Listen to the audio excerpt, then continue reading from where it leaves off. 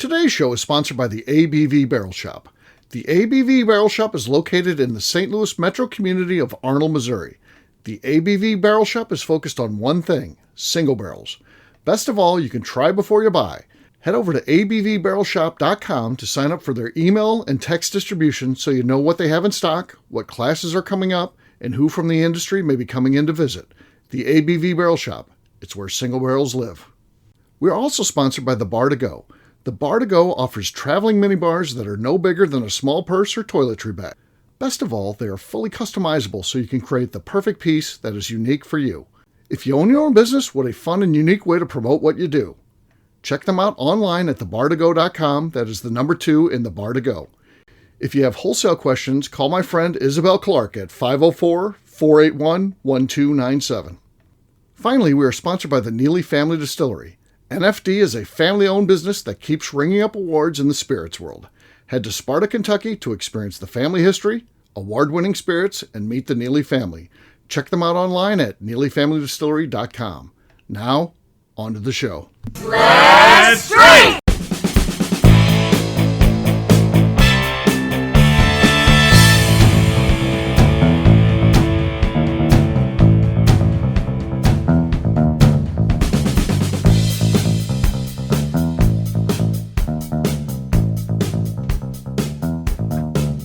Welcome to the Bourbon Daily, the podcast about everything bourbon delivered to you every day of the week. Today on the show, we wonder if bourbon fans are starting to get award fatigue. My name is McNew. Please join me in welcoming my co-host, Steve Agley, along with our special guests, Kathy Cool, Vaughn Nieters, and Jeff Andreezy. Hey, gang, what's up?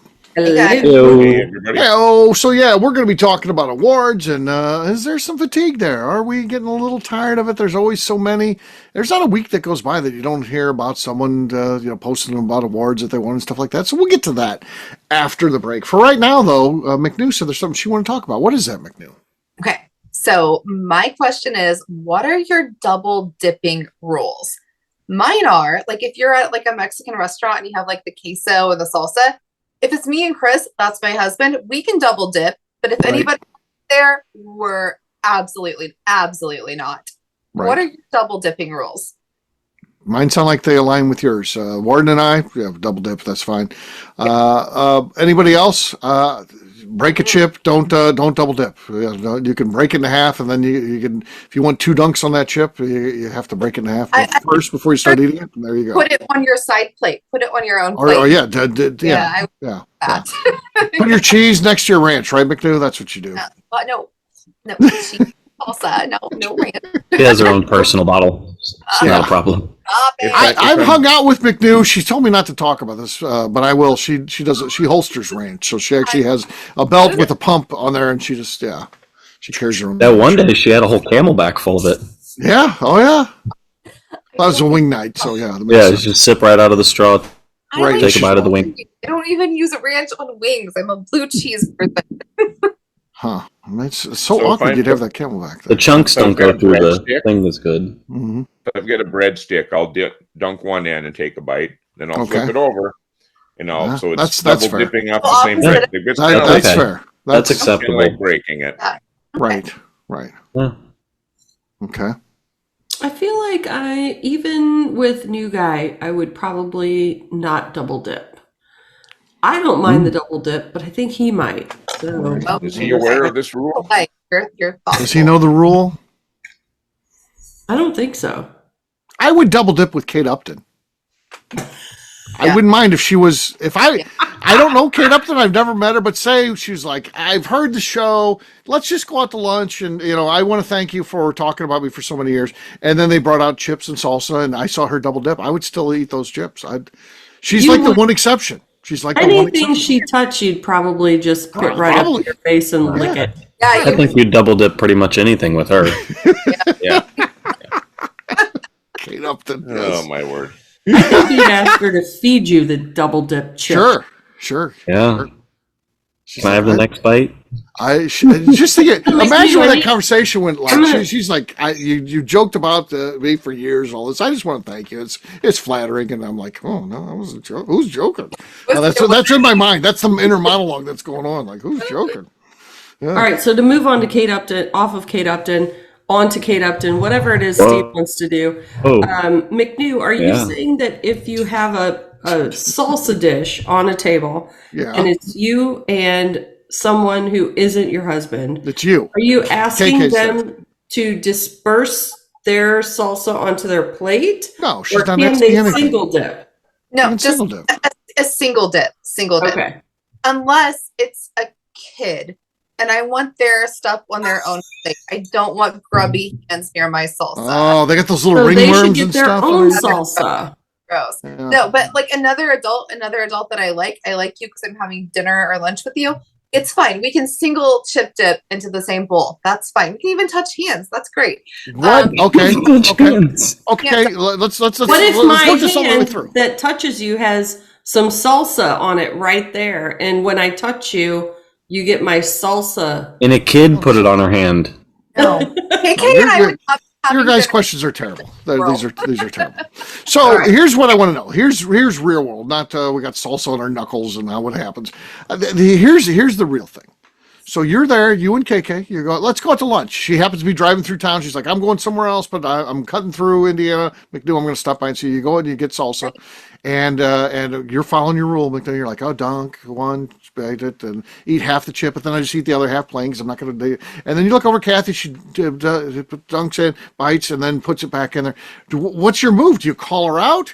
Do you ignore and be like, well, I guess I'll dunk in that? Or do you just like, I'm done with dunking for the day? Or do you then say, hey, can I have a different one of these? How do you handle this? What's going on? I'm weird I'm fine with it because it's KK and I like KK and I know she's not a person. But if she's your Kate Upton, like she's you're like, I'll give her the pass. She's my Kate Upton. I'll give her the pass. And she's not double dipping with a new guy. So right. Right. But no, if it were somebody that's like, hey, I brought my new boyfriend and he double dips, I'm going to be like, oh, I get like the ick so hard where I'm like, no, I'm done with that. I just won't eat those anymore. Right. You don't call them out. You just cease. I don't call them out. Indulgement. Yeah. I think I would eat the chips I would plain, either. Yeah, I would eat the chips plain. I'm so just Steve, I'm done. Thanks. I'm done. Even though I'm not, I want to eat the goddamn chips, but I'll just be done. It's fine.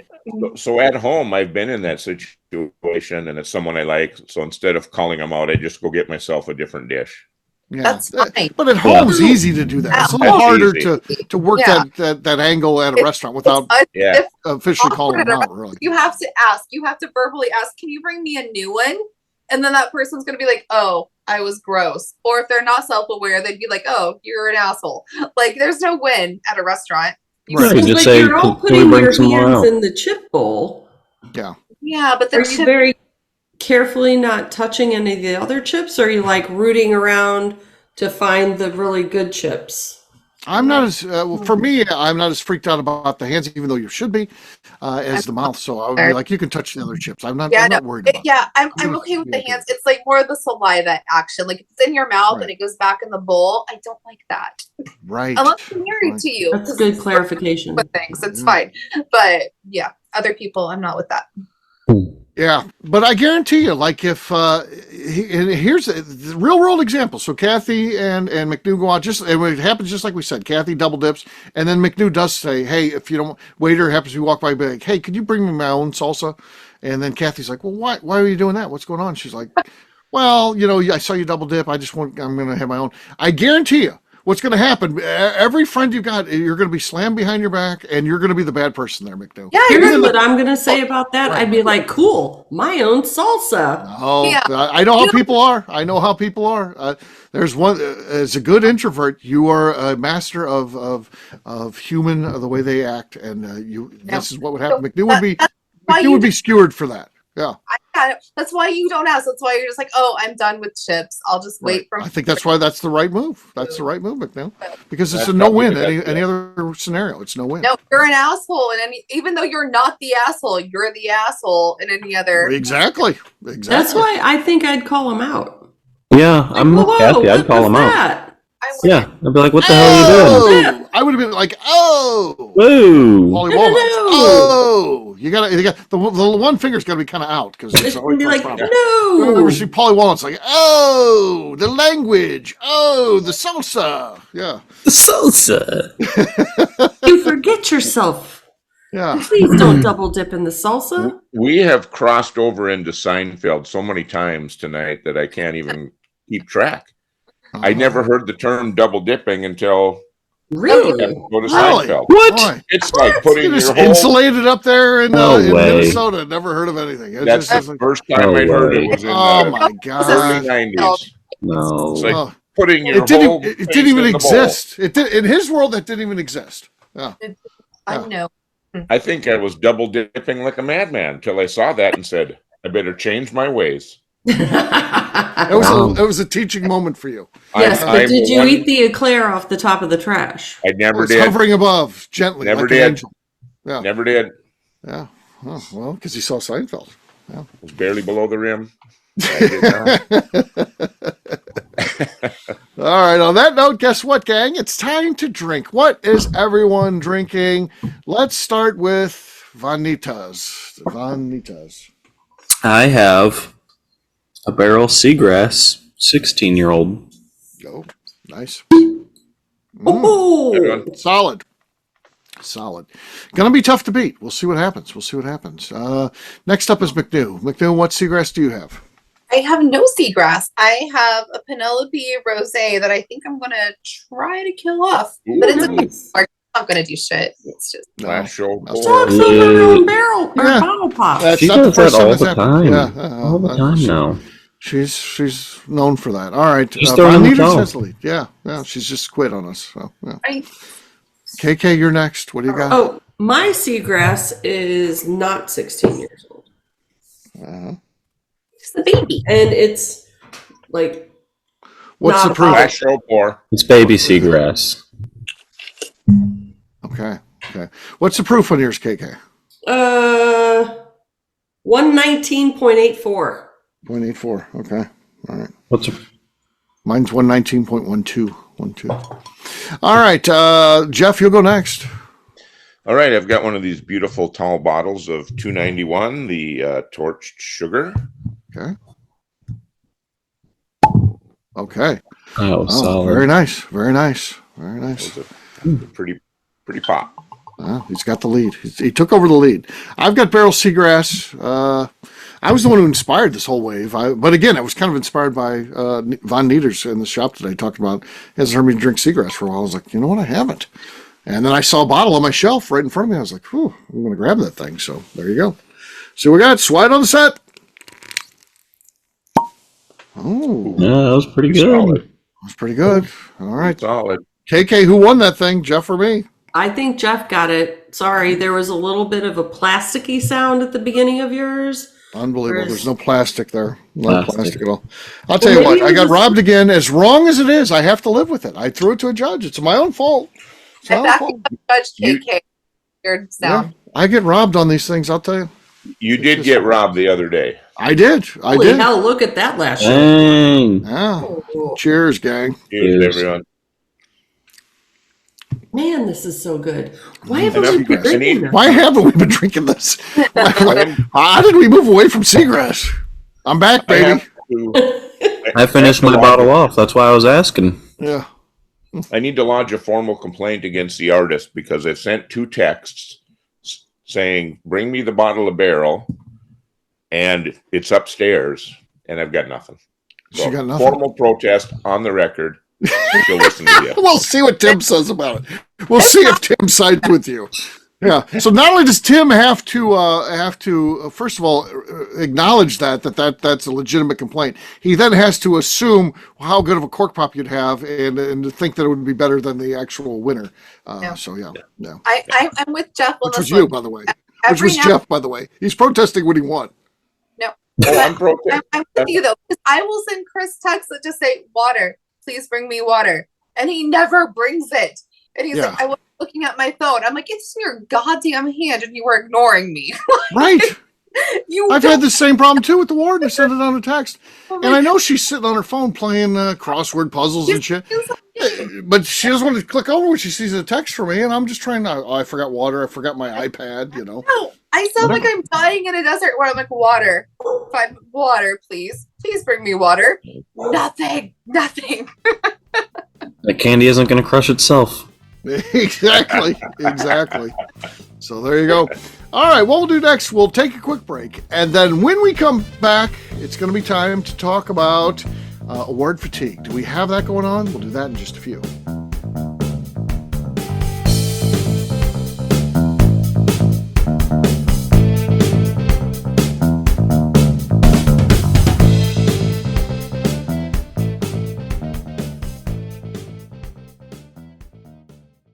Okay, let's talk about the people that make these shows happen.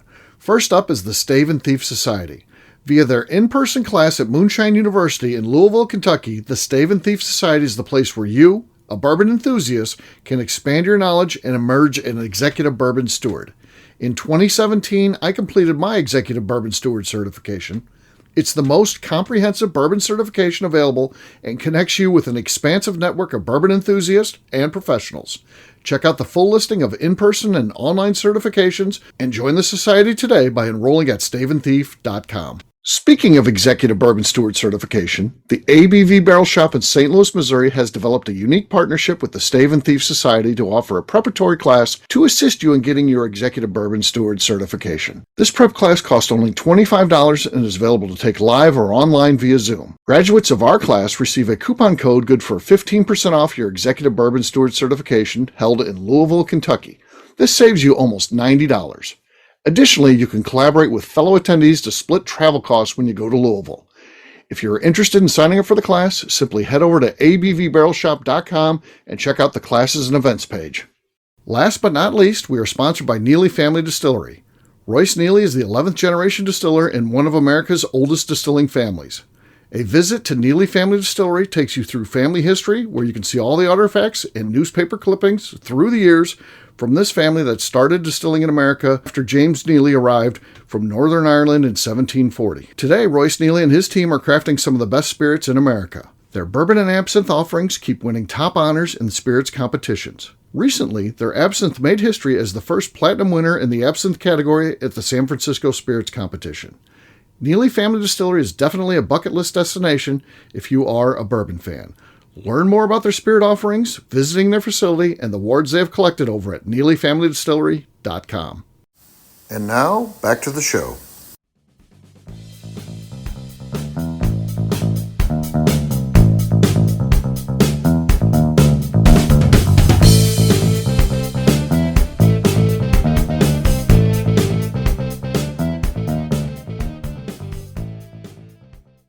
This is Katie Proof, and you're listening to the Bourbon Daily.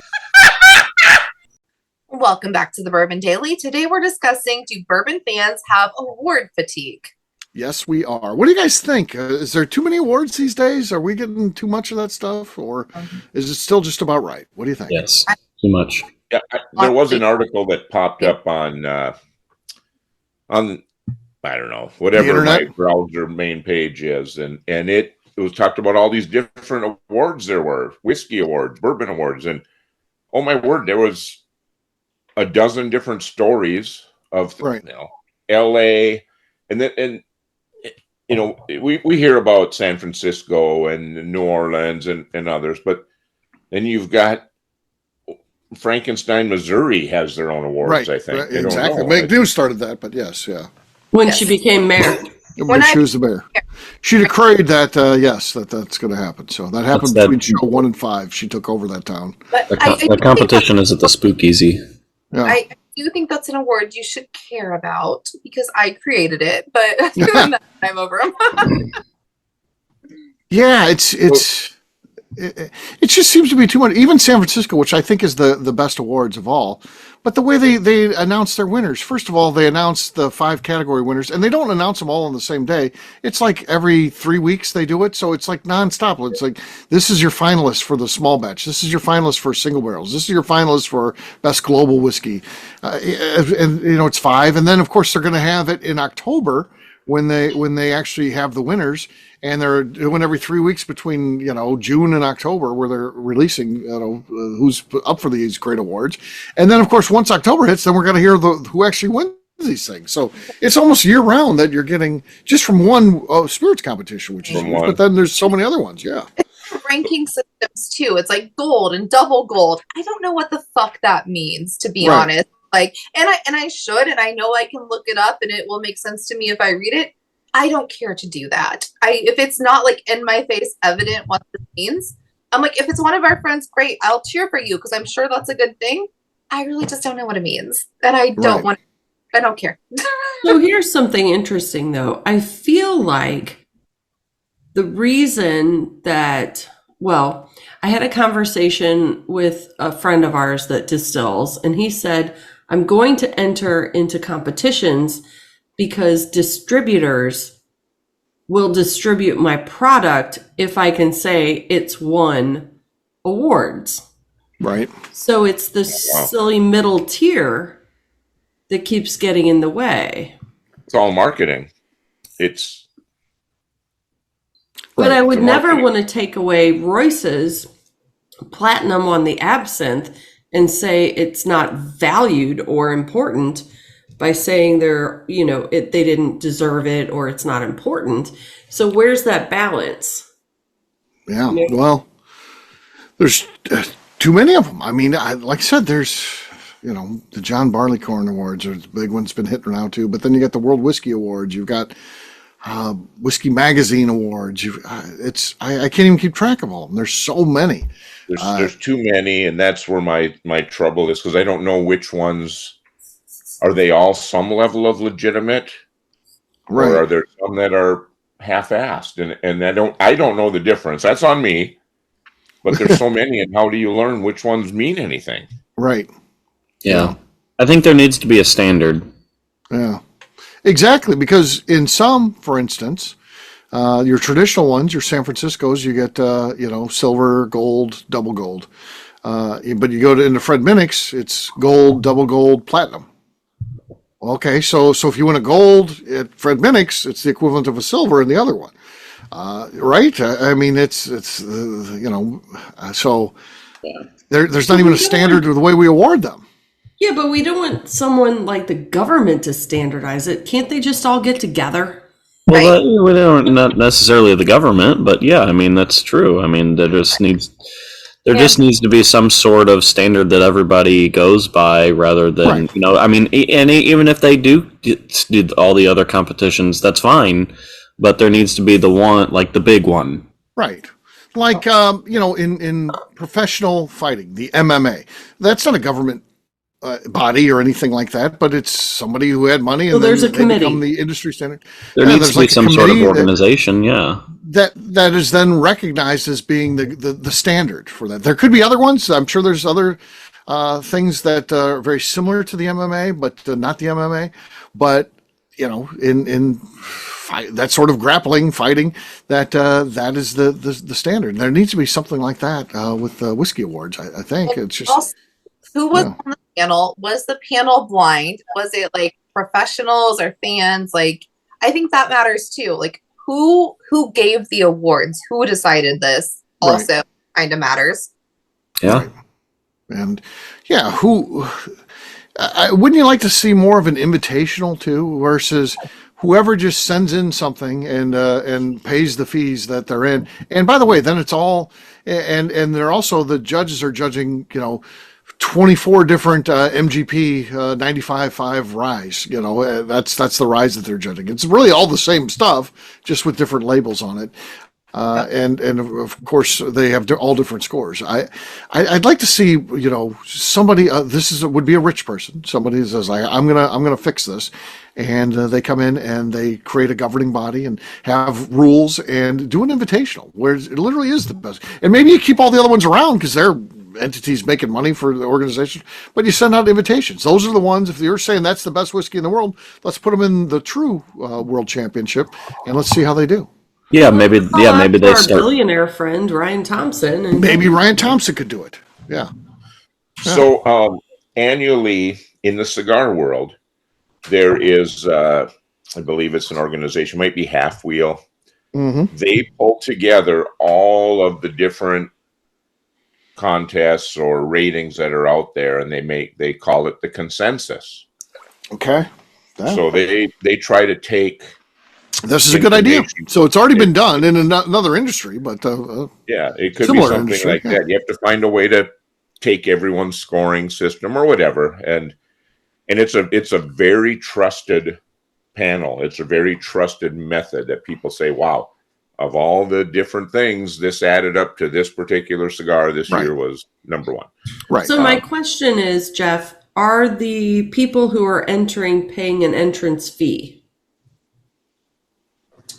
I don't believe so, because most of these it could be just a podcast that says we're going to list our top 20 cigars that came out last year. Or Cigar Aficionado magazine may say we're going to release our list of the top 25 non-Cuban cigars, or top 25. So you don't directly pay to enter.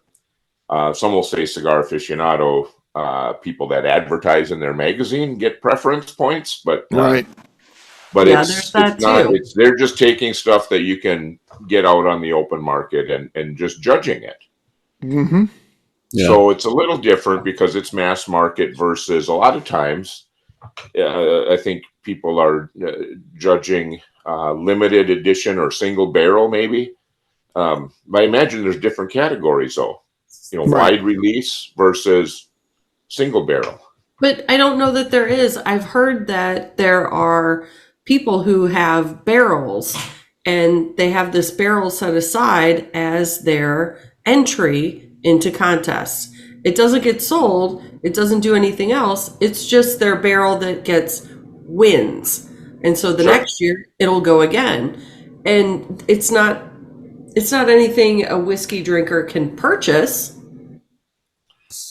Which then takes away a lot of the cachet for me, right? If you can't go out and buy it, okay, so you did something great in your lab. Yeah, but that's what the governing bodies should be for. Their job would be to vet those things out, and and again, I like the idea of an invitational. And it's just like the NCAA, basketball tournament. Who goes in there? Well, there's open bids where the committee selects ones that should go in there based on merit. But then there's also playing ones that win tournaments and things like that. So the various tournaments would be the same type of thing. You've got you win the best whiskey in the world in San Francisco or whatever that award is, and best whiskey of the world from Whiskey Magazine. Those are all automatic bids, if you will. And then you have invitationals based on could be other factors, things like podcasts like you're talking about and stuff like that. So, yeah. I agree. I think that'd be genius. So, I think at this point, though, like awards are just marketing. Like, it doesn't mean anything. And like, I read a lot of books, so they're like, it's a bestseller. That doesn't mean it's a fucking good book. It just means it's sold a lot. I mean, right. Yeah. So, yeah. It's tough to fix, but it could be. It's not hopeless, I don't think. I think fixing it would be worthwhile. Right. Yeah. Yeah, I mean, for those who want to get something out of it, I want, when we see double gold or platinum or whatever the heck it is, if I know what that means, that's awesome. When I don't, it just becomes noise. Right. Yeah. And when I see it, they're like, it won double gold. If it's a brand I know, I'm like, okay, great. I know that's good. If it's something random, I'm like, good for them. I don't know. Like, it doesn't mean a lot to me, I guess. Yeah. I agree. Yeah. That's not going to make me buy it. Yeah. I don't know that we're great in terms of the target audience for awards. I think it is a lot of the newer people that are still on the journey of discovery. We kind of know, what we're looking for, and we know distillers that are good. So it might be something new from a distiller we're interested in. We haven't necessarily tried it, but there's some enthusiasm about it, but not necessarily the awards that they win. I don't know that we've ever, pushed towards something because it won awards. I don't know. We're a little dated though. I guess, yeah. But if I'm looking for wine, I'll pick one that has high points. Mm-hmm. But that's because I don't know enough. That's because I don't know anything anymore. Yeah. Right. So you're saying it's good for a different consumer than us, basically. Yeah. I think that's fair to say. Right. Yeah, but I think you're exactly right. It's marketing. That's why that distributor says, if you win an award, we'll carry your product. We'll distributors can't sell. It gives them something, a talking point for them. That's what it does. Yeah. I heard that Ian Somerhalder had a great quote. I don't know if you saw that. He was talking to Fred Minnick, and he was talking about why he likes bourbon. And as he was talking, I was like, "This is right." He said his dad was like a blue collar guy, and he said what was so cool about bourbon and why he had a whiskey family was, as a hardworking blue collar hourly type of wage guy, his dad liked bourbon, and he's drinking the same bourbon, that the CEO is drinking, that the rich people of the world are, and that is a bourbon thing, right? Because he's like, if it was wine, if his dad was into wine, as a blue collar hourly worker, he'd be drinking a very different wine than the CEO of the company versus it's a totally different world. Whereas as bourbon evens things out, that's one of the most beautiful things about bourbon is we're all drinking the same stuff if we're into it. I do like that's a fun thing to think about actually, right? Because the richest people in the world aren't drinking any bourbon better than us. Yeah. We're drinking as good as stuff as, and maybe they think they are if they're chasing the pappies and they're like, I can buy $5,000 pappies all day long. By the way, you're not drinking the best bourbon in the world, then, my friend. You're spending the most. They're also not drinking it. They're just putting it on their shelf. Right. They're also just not drinking that. I just thought that was one of the greatest interviews I've ever saw. That was amazing. So I have respect for that guy because he's not the typical celebrity brand owner. So, and that was just great. That was a great way to explain it. I thought it was cool. So hats off to him, man. That's cool. So. Way better than Greg Allman's. The Greg. I mean, I tell you what. I bet you Greg Allman probably drank a lot of bourbon back in the day, but he's been dead for 5 or 6 years. I'm not excited about a bourbon brand, and it's called the Allman Brothers, and both Allman Brothers are dead. It doesn't. That doesn't excite me at all. So. In line with our topic today, whenever you're listening, people, this bottle of 291, the Torch Sugar, has 4 separate stickers on here talking about different awards or ratings. Mm-hmm. The Icons of Whiskey, Craft Producer of the Year, IWSC, 97 points. Holy shit, that sounds like a lot of points, but I don't know. That's a lot of points. Yeah. World Spirits Competition double gold in 2021. And the Fifth Award, Innovation Award 2019. Do you get concerned when the awards are so old, though? Like, if they won something in 2019, is that relevant? I mean, because like my 2020 broke me, so I'm like, oh, that was yesterday. I don't understand that was 5 years ago. Right. So, hey, I won Salesperson of the Year for Salesforce in 1994. What do you guys think?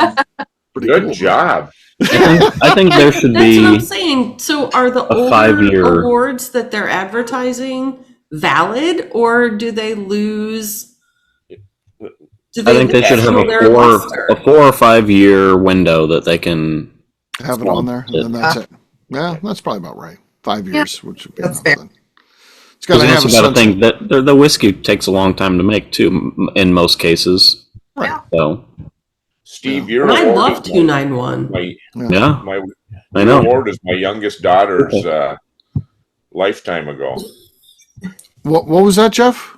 Your award there you talked about is my youngest daughter's lifetime ago. Okay, yeah. Yeah, about that, it was cool. So.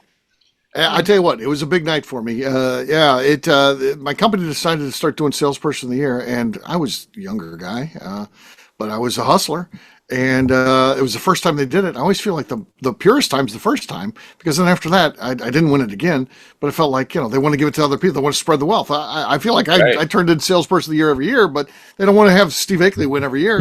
But when they did it for the first time, I won that damn thing. And you were a trendsetter. Yeah. Yeah, but then they fired you. No, not that place. Not that place. That was when I was in grocery sales. So okay. Then I went to the place where I did the 20-year stint. Okay. Yes, I never got the Salesperson of the Year or anything there. I got no awards there. No. Yeah. KK, I think I spoke over you. Were you talking about 291? I love 291. I do. I think they are a fantastic product. I didn't want to disparage them by talking about how they put it's rude stickers on their bottles that are older awards, but my question is, do we have respect for whiskeys that won awards 5 years ago? Right. Yeah, no, I get where, like, hey, I won this. Yeah, celebrate that. That's great. You should celebrate that. That's a big deal for you, and your whiskey's great, and you did a good job. Like gold star all day. I love a gold star chart. That's fantastic. But like as a consumer, I'm just kind of like, I don't care. I like your crap. I'm going to buy it whether you want or not. Right. You know? So yeah, I'm just going to admit this live on the air. Okay. That because 291 was on one of the flagship whiskey series, and I actually went in and ordered a bunch of bottles before the show was even over. Seeing them there after I've had a chance to talk and now become Facebook friends and message, people out there, it means something when I see this. I walk into a liquor store and it's a brand I don't know anything about. That bad doesn't mean anything to me. Right. That's how shallow I am. There you go. Yeah, no, if I've seen you on a Zoom meeting, I'm going on all over it. Yeah, no, Yeah. I think that's very fair because a lot of us are in that position where like, hey, we know them and we know what that meant, and that's great. And I'm so happy for you. Stick that all over your bottle. But if it's a brand I don't know and people I don't know, I'm like, well, good for you. You probably the artist. The artist. Yeah. She brought me some finally barrel. brought the bottle. Oh, yeah. Thanks, baby. Thank you, baby. Appreciate it. Thank you, baby. I'm going to withdraw. My complaint. I'm formally withdrawing my complaint. Since Wyatt, there is nothing. Hopefully, Swide didn't pause and do a full investigation, and then it was like, I'm gonna have to take a break here to investigate. This is the selected by the Cotton Club, whatever that means. Uh-huh. Barrel whiskey private release, finished in fisted. No, it was finished in a Tokaji barrel. Okay. Tokai. Tokai. Sorry. It's the wine of kings. It's the wine of kings. Yeah. So we're all just gonna not talk almost about killed how he said McNew. it was fisted. Yeah, McNew. She was drinking Penelope tonight. So yeah. And you're drinking barrel fisted. Oh! He talked over your cork pop there. I'm sure it was beautiful. He didn't say Swide on the set. I didn't hear it. Oh, I did. Right.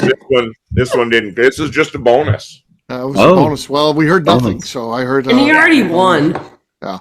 I heard. Here's what I heard. I heard Von Nieters talking over you, and I heard Kathy trying to throw a flag on the field. Wants to talk about fisted. Yeah. No, we heard that. We heard fisted. Yeah, we tried to ignore it. We tried to be the adults here.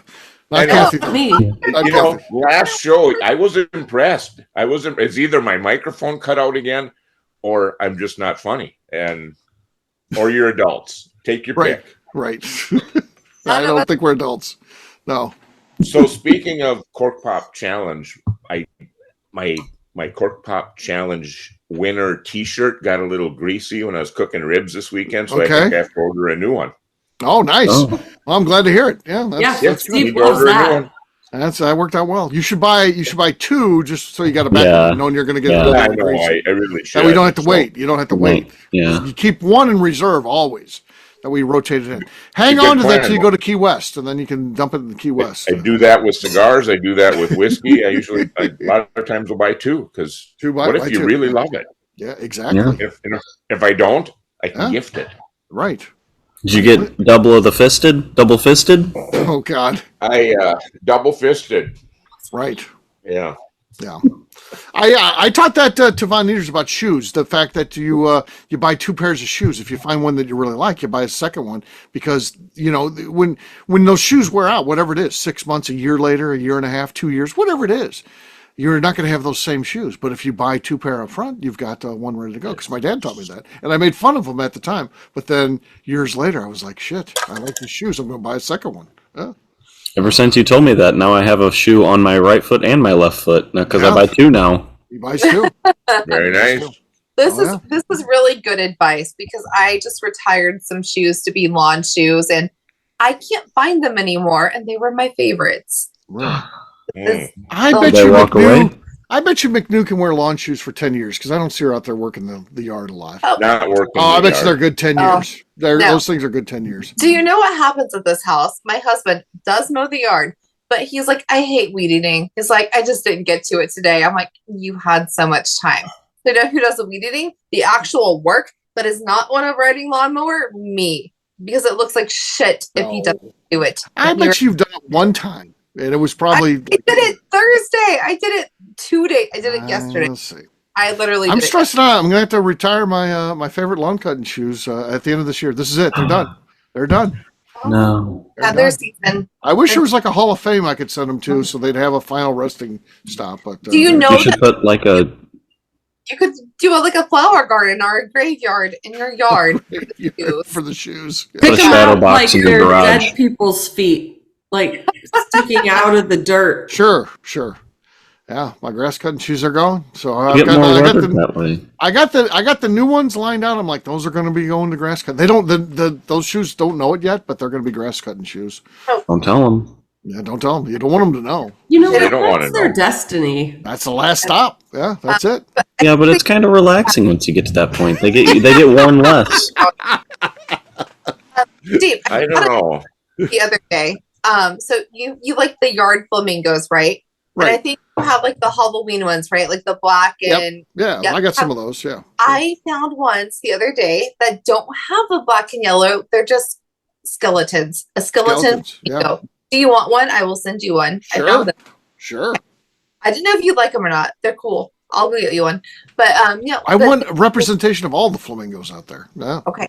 But no, it's just a skeleton flamingo. And I was like, this is so fucking cool. I'll go back and get one. Yeah. Okay. Steve doesn't discriminate when it comes to flamingos. I love my flamingos. Yeah. Gotta have them. Gotta have them. In the early to mid 90s or even late 90s, hammer time. I had a management coach. Sure. She was of course. She came down and give met you the with thumbs me, up. Once a month, and we met and when I came up to our headquarters, she lived along that road. So and I noticed she's got all these damn pink flamingos out in her yard. Sure. She lives out in the country. It's a coach, yeah. So I stopped one day with my kids. We were used to drive by when I dropped them off with their mom for the weekend. I said, we're going to steal some of these. And they're, Dad, what are you doing? I sent them out there. They had to run into her yard out in the country and steal. We stole 3 or 4 of them. That's why you have children. Painted them to look like mallards. Ducks, because I was a duck hunter and I didn't mention my duck hunting phase a while ago, but I had paint. We missed that. Yeah, you cut so then we set them back up in the yard, and she loved them. And then she calls me like a week later and says somebody stole the mallards. Really? No. I felt so bad that she's down 4 flamingos, but someone stole the mallards. That's your fault. So cool. Yeah. It is my fault. I'm going to send you up a flamingo. You can mallard it up for me, and I'll add that to the collection. It will be stolen, and then all we can say is crime does not pay. Crime does not pay. I'd like to know who got the mallard flamingo. Mallard flamingos. They might have gotten paid. Yeah. True story. Remember that one time when Jeff was like, Kathy was talking, and then she finally stops, and Jeff was like, "Oh, great story." Was that this episode? I don't think Kevin was on. I felt so bad. It came out so wrong. Oh, yeah. That was great. Great story. We say that. You just wait until episode 6. Because we're going to have one. There you go. Kathy, I love you. That was not. That was a shot. That was a shot. I was touched. They sat in the dugout grave drinking whiskey. And then Grandpa tipped over. Oh, yeah. No. Great story, seriously. Kathy. I get it. Yeah, I know. He was like, "Oh, great story." Great story. Yeah. There you go. On that note, we're going to wrap this one up as we always do by talking about where people can find us. Von Nieters, we'll start with you. You can find me on Instagram at Von Nieters. All right, Jeff. You can find me digging graves, telling great stories, and on Instagram, Facebook, and the Cigar Dojo, Jeff Andreezy, 2 I's and 2 Z's. Kathy. You can find me wondering what the topic of the show is about, and on Instagram at KKCastStrength. McNew. I'm on Instagram at McNew ABV. All right, for me, I'm an easy guy to find. I'm at Steve Akeley, Twitter, Instagram, or Facebook. I've got a website, steveakeley.com. We've also got a company website. That thing's abvnetwork.com. Check it out. Everything that we do is out there. Previous shows, blogs, so much more. abvnetwork.com. Come by and see me, the ABV Barrel Shop, the place where you can try before you buy. Online, abvbarrelshop.com. McNew, anything else to say before we get out of here? I'd like to remind the audience to please give us a 5-star review. That includes comments. It helps new people find the show, which is very important to us. And if you like what we're doing, we ask that you please visit our Patreon page at patreon.com/the ABV Network. Great job today, gang. Finance, we'll have a brand new show for you tomorrow. Looking forward to that. Until then, take care, everybody. See ya. Bye. Bye. Peace.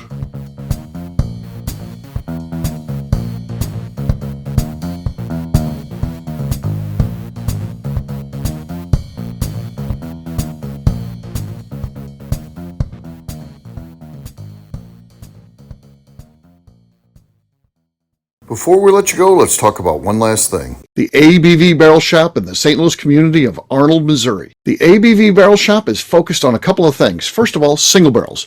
We are the place where single barrels live. We go to distilleries, taste through the whiskey, select the best barrel, and have it shipped to our store where we present it to you, our customers, by allowing you to try before you buy. We're also known for the classes that we have in our education center in the store, as well as the events we have with industry professionals from the bourbon business. If you are in the St. Louis area, please come by and visit us at 6 Fox Valley Center in Arnold, Missouri. Or at a minimum, at least sign up for our email and text distribution so you know exactly what's going on in our shop over at abvbarrelshop.com.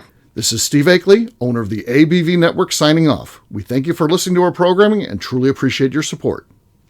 The Bourbon Daily is part of the ABV Network. For more information or to become a sponsor, please visit abvnetwork.com. Thanks for listening and cheers. This has been a Steve Akeley production.